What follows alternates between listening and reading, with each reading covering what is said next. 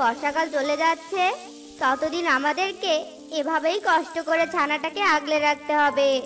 তোমার এসব কথা শুনলে আমার গা জ্বলে যায় জানো। বাসা বানানোর ক্ষমতা নেই বলেই তো তুমি শেষ। তুমি তো বর্ষাকাল আসার আগে বাসা বানানোর চেষ্টাই করনি, তাই না? আর ছানাকে আগলে রাখতে হবে বললেই হলো। যে পরিমাণ বৃষ্টি হচ্ছে তাতে কি ডানা দিয়ে ছানাকে রক্ষা করা যায় নাকি? হ্যাঁ গিন্নি, চিৎকার চেঁচামেচি করে মাথাটা খেও না তো। তোমরা কি একাই বৃষ্টিতে ভিজছো নাকি? হ্যাঁ, আমিও তো বৃষ্টিতে ভিজছি। এভাবেই সুখী পায়রা আর বান্টি কবুতর ঝগড়া করতে থাকে। এভাবেই জঙ্গলের পাখিরা বৃষ্টিতে ভিজছিল। ঈশ্বর কেন আমাকে এত গরিব বানিয়েছে? যদি আমি ধনী হতাম তবে সুন্দর করে একটা বড় বাসা বানাতাম আর আমরা সেই বাসাতেই থাকতাম। তবে বৃষ্টি বাদলের সময় আমাদের আর এভাবে বৃষ্টিতে ভিজতে হতো না, আর কষ্টও পেতে হতো না। কষ্ট পেও না টোনা, আমরা ধনী হইনি তাতে কি হয়েছে বলো তো? আমরা তো সুখেই আছি। আর ধনী হয়ে বড় বাসা বানাতে হবে, বাসায় থাকতে হবে এমনটা তো নয়, তাই না?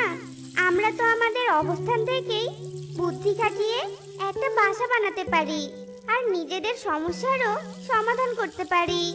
কিন্তু সেটা কিভাবে টুনি? আমি তো কিছুই বুঝতে পারছি না। আমরা যে এখন বিপদে আছি টুনি, সেটা কি তুমি বুঝতে পারছো না? বিপদে আছি বলেই তো অস্থির হওয়া যাবে না, তাই না? শান্ত হয়ে বুদ্ধি খাটিয়ে একটা কাজ করতে হবে। যাই হোক, তুমিও তো চিন্তা করো না তো, নিশ্চয়ই কোনো না কোনো একটা ব্যবস্থা অবশ্যই হবে। এরপর টুনি ভাবতে থাকে কিভাবে বৃষ্টির কবল থেকে রক্ষা পাওয়া যায়। আর ভাবতে ভাবতে হঠাৎই টুনি একটা বড় মিষ্টি কুমড়া দেখতে পায়। আর তখনই টুনির মাথায় একটা বুদ্ধি চলে আসে।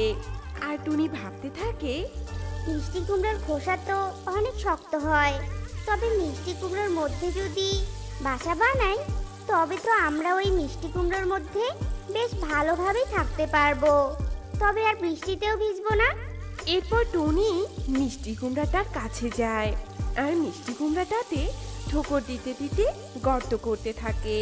এ দেখে তো টোনাও সেখানে যায়।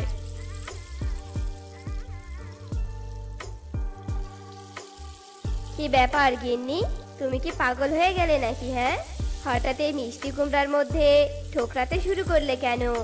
এত বড় মিষ্টি কুমড়াতে গর্ত করে তুমি কি করবে বলো তো? এই মিষ্টি কুমড়ার মধ্যে আমরা বাসা বানাবো তো না, আমরা এই বাসার মধ্যেই ভালোভাবে থাকতে পারবো।